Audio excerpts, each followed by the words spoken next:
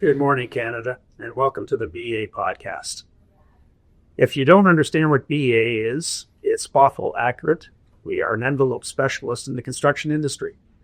There's a lot of things that I just want to touch base on, and I wanted to do this solo before I start to introduce everybody, because there's so much that I want to be included in this podcast.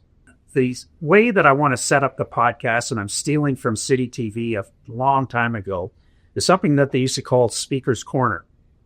And what I'm trying to do is make this very inviting for all aspects of construction, whether it's our workers in the field, whether it's our office workers, whether it's the politicians we deal with, the unions we deal with, our clients, our lawyers, our accountants. I want this to be all-inclusive. And I want to give everybody an opportunity to be able to discuss what's on their mind. What is Canada? And when you ask people, what is Canada, you get a lot of blank faces. Canada has always stood for fairness. It has always stood for prosperity. It has always stood for the people. And I'm afraid that we are losing sight of what this country was created for. It is for the people, and we need to do more for the people. We're going through a situation right now where the United States is, I'm going to say, anti the world. Right now, all they want to do is worry about the American way of life. As much as I criticize that, I applaud that. And I always go back to simplicity. Do you worry about your own home, your own condo, your own apartment, or do you worry about your neighbors? Quite honestly, it's time for Canada to worry about Canada in the same manner. It does not mean you shut out your neighbors. It does not mean that you want to argue with your neighbors. It does not mean you want to go to war with your neighbors. It means you want to work hand in hand with your neighbors for a better life for all. So from my point of view, it's great to have a better army, a better navy. That's fantastic. But that is not what's important in life. Stop talking about war, stop talking about destruction, and start talking about positives. Homes, better food, a better educational system, a better health system. They are all in deterioration right now, and we need to fix them. And when you look at the construction industry, we build them all. We need to get on the right track so that we are helping everyone and not the selected few. I'm going to go back to something that my father told me when I was a young man. You can have 100 steaks in your freezer, but you eat one at a time. So you give away the majority of what you've done. And I take pride in Bothwell Accurate. Since the time I bought Bothwell, we have donated more than $3 million to different charities. That's a huge amount of money for a company of our size. But I believe that we have to give back to society. It is vitally important that we don't hang on to all the benefits. We distribute it for the better of our community. When I look at the biggest concern in Canada, not throughout the world, but in Canada, it is homes for everyone. And when I look at our government today, they are spending billions and billions of dollars on the war machine. Government keeps saying we can't afford houses for everybody in this country. We have to learn that we need to support the people.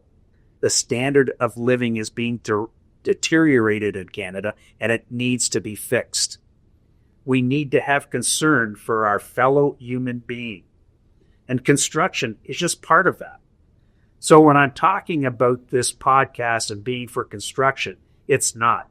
It's for the average individual, and we're going to give them a way to communicate with the rest of the world. Leadership is where it all starts. And as I say internally within my organization, everything that fails happens from above, never from below.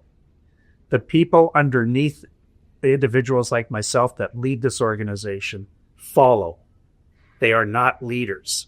So the organization will either follow the leader to the top in prosperity or to the bottom in destruction. I, as a leader, understand that better than most. I am absolutely nothing without the people that work for me. They are Bothwell. I am only the visionary. And politicians need to understand that. They are the vision for this country. They are not the doers. They need the people to participate in everything they want to do. And the only way you can get people to participate is to talk to them. Tell them what you would like to go, what you like to do, and why. Explain it to them so that they do understand and they get behind it. We need to empower people. We have to get back to really believing in the people around us. That's what makes us great. It is not an individual that makes you great. It's the people that support you that make you great. When I talk in this manner, one of the things that I'm trying to do is install passion for what we do. Most people in my age group, and I'm 68 now, we start to think about our legacy. What is our legacy? And I want you all to understand that the legacy is not so much the assets that we create, but it's on the changes that we've created within our own industry, within our family, within our culture and country. And when I talk about passion, when I drive this city with myself, my wife, my kids, my grandkids, it's so proud to say I built that building. Our company did that roof. Our company did that cladding system. Our building, our company did that waterproofing. It is so important and it gives pride, and that is your legacy. As I get to retire, my people that work for me are my legacy. We've created the new 3 Ps, and it's called passion, people, and profit. Without passion, there's absolutely nothing. If our people are passionate in what they do, we will succeed. And if we succeed, then profitability follows. And with profitability comes success. But there's much more that we need to discuss. The largest problem that we have today, and I'm not going to talk about cost, I'm going to talk about scheduling. People are not giving the proper schedules for any job. And when you look at confrontation, it's all created because of the schedule or lack thereof. We have to get better as an industry to work together. Again, if I look at what's happening in our country right now, the unions all went out and we negotiated without strike the potential to grow this country even more. And the ones that have not learned to get along are in strike and are causing, I'll say, derailment of our society. We need to stop that. We need to work together. The other thing that happens in construction today is liability. Another big concern of ours. So it was scheduling and now it's liability.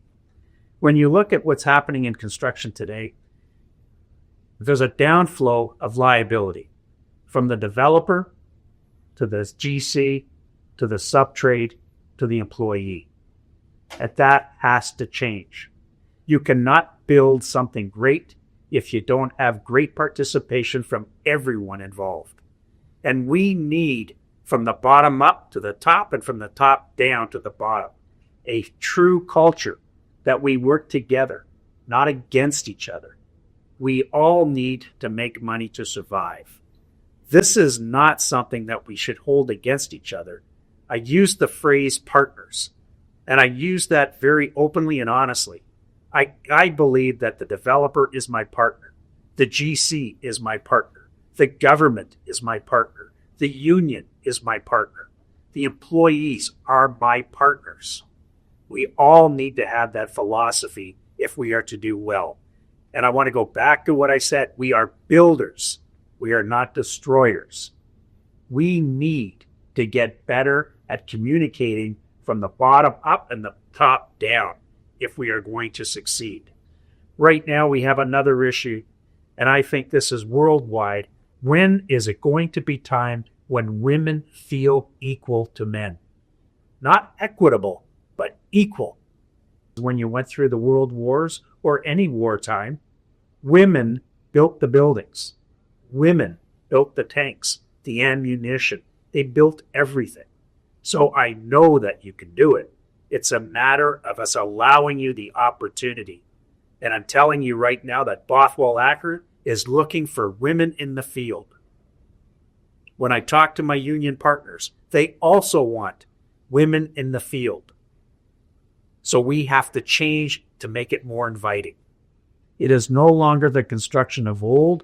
We need women that are capable to do the job. I have an organization that fluctuates somewhere between 750 and 1,000 people throughout the year. And I do not have one woman in the field. That is a terrible percentage. And I am talking to government, I'm talking to the unions, and I'm talking to my own staff. We need to change what we're doing to include women into what we do.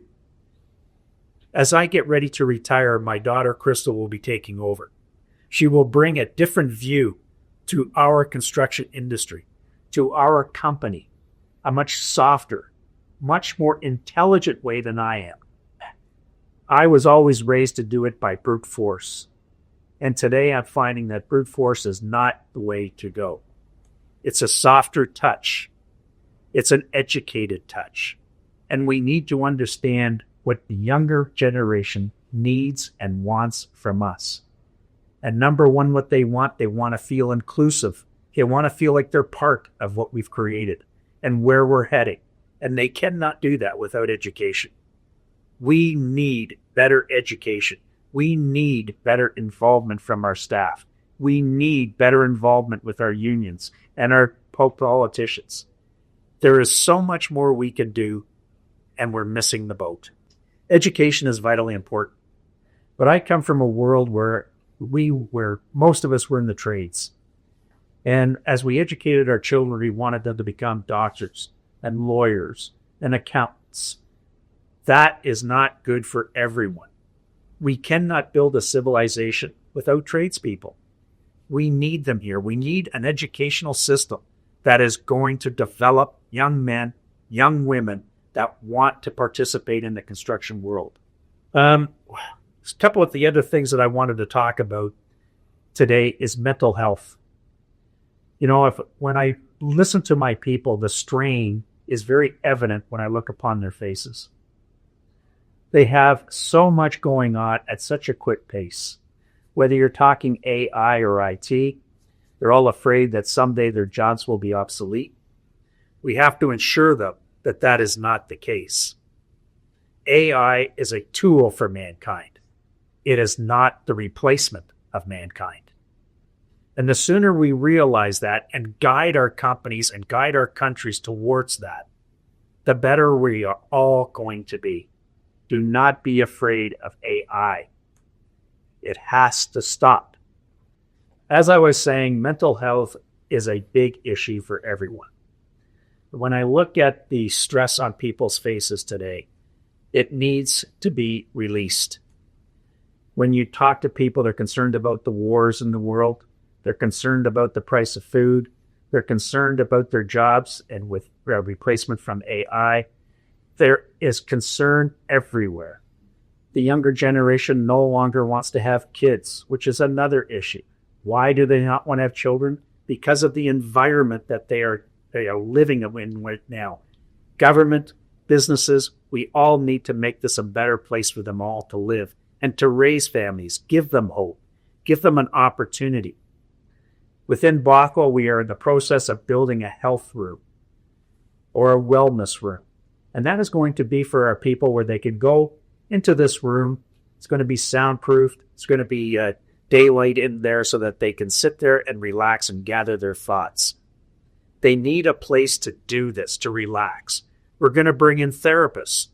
So they'll have massage therapists, physical therapy.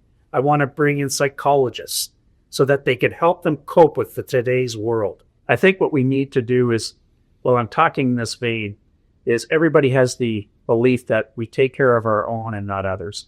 When I talk about this, I think we need to spread it throughout the industry. It's vitally important. Social concern needs to be on everyone's mind, not just government.